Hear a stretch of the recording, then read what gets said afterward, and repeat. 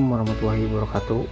Perkenalkan, kami di sini dari kelompok 5 ingin mempresentasikan mata kuliah kajian IPA SD2 yang berjudul tentang magnet, yang beranggotakan dengan saya sendiri, Said Faisal Habibi, nomor pokok mahasiswa 30620561176, dan nama saya Fatmawati, nomor pokok mahasiswa 30620561105, dan di mana juga dosen pengampunya adalah Ibu Nana Citrawati Lestari SSI MPD, program studi PGSD Perguruan Tinggi Listrik PGRI Banjarmasin.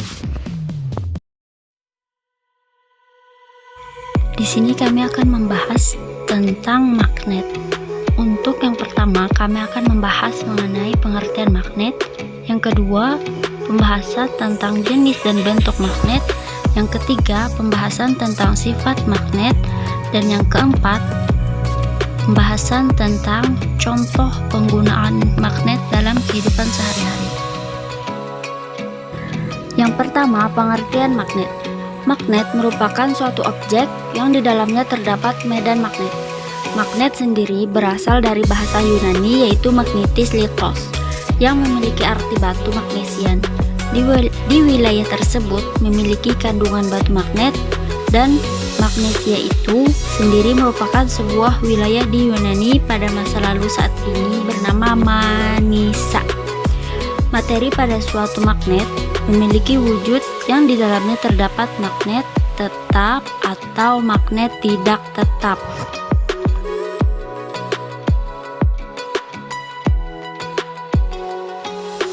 Yang kedua, jenis dan bentuk magnet. 1. Magnet tetap. Magnet tetap merupakan magnet yang sifat kemagnetannya tetap ada kecuali terkena gangguan luar yang cukup besar, misalnya pemanasan dengan suhu yang tinggi atau pemukulan yang cukup keras. Magnet tetap tidak memerlukan tenaga atau bantuan dari luar untuk menghasilkan daya magnet berelektromagnetik. Jenis magnet tetap selama ini yang diketahui terdapat pada 1. Magnet neodymium yang merupakan magnet tetap yang paling kuat. Magnet neodymium juga dikenal sebagai NdF atau NiB atau magnet neo, merupakan sejenis magnet tanah jarang terbuat dari campuran logam neodymium.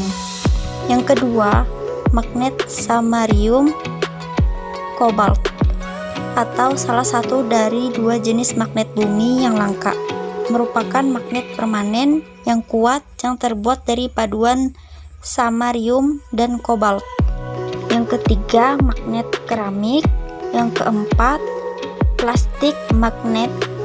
Yang kelima, magnet alnico. Jenis magnet yang kedua yaitu magnet tidak tetap. Magnet tidak tetap merupakan magnet yang hanya muncul ketika diberi pengaruh dari luar. Jika pengaruh yang diberikan pada magnet, maka sifat magnetiknya akan hilang. Misalnya, suatu paku yang dililit kawat kemudian diberi aliran listrik, maka paku tersebut akan memiliki sifat kemagnetan. Tetapi apabila paku tersebut tidak dialiri arus listrik, maka sifat kemagnetannya akan hilang. Contoh magnet tidak tetap adalah elektromagnet, magnet induksi, dan magnet menempel. Yang ketiga, magnet buatan atau remanen adalah sebuah macam magnet yang berupa suatu bahan yang hanya dapat menghasilkan medan magnet yang bersifat sementara. Magnet ini adalah sebuah magnet yang dibuat oleh manusia, dan magnet buatan ini dibuat dari bahan utama logam besi dan baja. Adapun bentuk-bentuk magnet yaitu 1. Magnet batang, bentuknya menyerupai batang atau balok atau kubus. Yang kedua, magnet silinder yang berbentuk menyerupai tabung panjang. Yang ketiga, magnet jarum. Bentuk magnet ini menyerupai jarum kompas dengan kedua ujung atau kutub magnetnya lebih runcing. Yang keempat, magnet cincin, yaitu magnet yang memiliki bentuk bulat menyerupai cincin.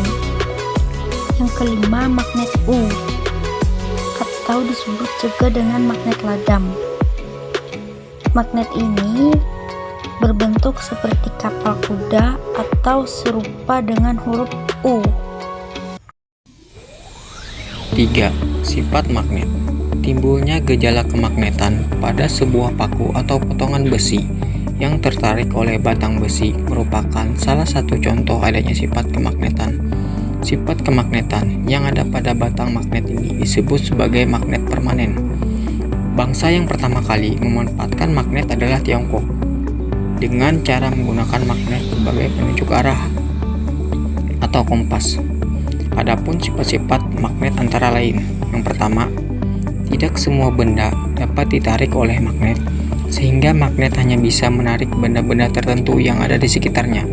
2. Magnet memiliki gaya magnet yang sifatnya dapat menembus benda, yang apabila gaya magnet ini besar, maka gaya magnet dapat menembus benda yang tebal. 3. Apabila ada dua magnet yang memiliki kutub berbeda dan saling didekatkan, maka mereka akan saling tarik-menarik. 4. Apabila kutub yang sejenis saling didekatkan satu sama lain, maka mereka akan terjadi tolak-menolak. 5. Medan magnet akan membentuk gaya magnet yang apabila sebuah benda didekatkan dengan magnet, maka gaya magnet yang akan ditimbulkan magnetnya akan semakin besar dan sebaliknya. 6.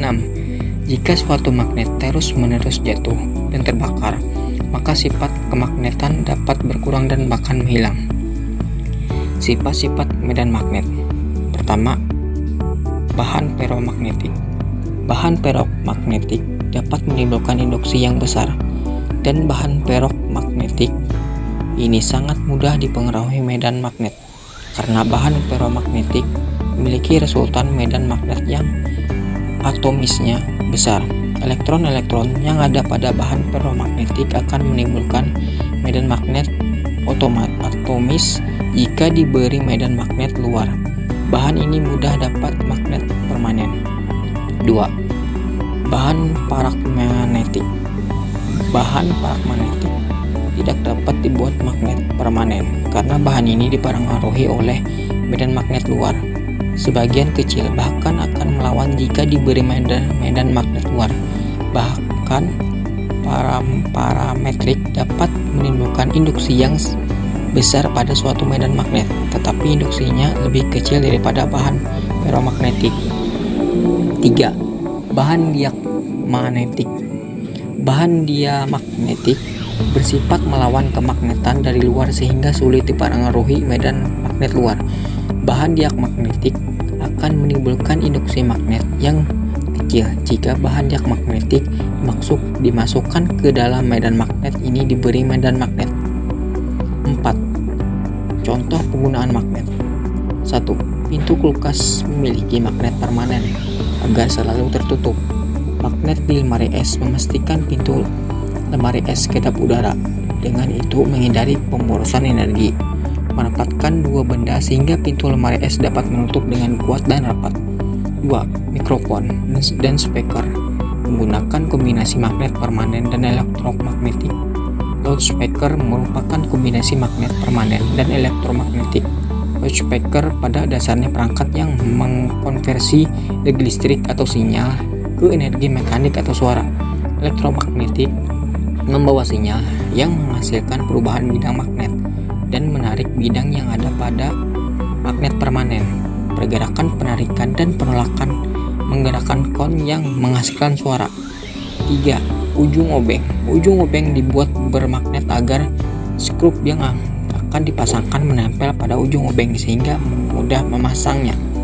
Kesimpulan, magnet atau magnet adalah suatu objek yang mempunyai satu medan magnet. Magnet ini juga dapat diartikan sebagai suatu benda yang memiliki gejala dan sifat yang dapat mempengaruhi bahan-bahan tertentu yang berada di sekitarnya. Medan magnet adalah ruang di sekitar magnet yang gaya tarik atau tolaknya masih dirasakan oleh magnet lain. Medan magnet pada umumnya mengitari bagian-bagian kutub magnet. Benda-benda yang dapat ditarik dan tidak dapat ditarik oleh magnet diklasifikasikan menjadi 3 bagian, yaitu benda yang mengandung bahan ferromagnetik. Bahan ferromagnetik adalah bahan yang dapat ditarik kuat oleh magnet. Contohnya adalah besi, baja, kobalt, dan nikel. Benda yang mengandung bahan paramagnetik. Bahan paramagnetik adalah bahan yang dapat ditarik lemah oleh magnet. Contohnya adalah aluminium dan platina. Benda yang mengandung bahan diamagnetik. Bahan diamagnetik adalah bahan yang ditolak lemah oleh magnet. Contohnya adalah zinc, bismut, dan natrium klorida. Itu tadi presentasi kami dari kelompok 5 yang berjudul tentang magnet. Semoga dapat dipahami dan bermanfaat. Dan semoga apa yang disampaikan barusan adalah awal kita untuk menerjang badai kehidupan. Wassalamualaikum warahmatullahi wabarakatuh.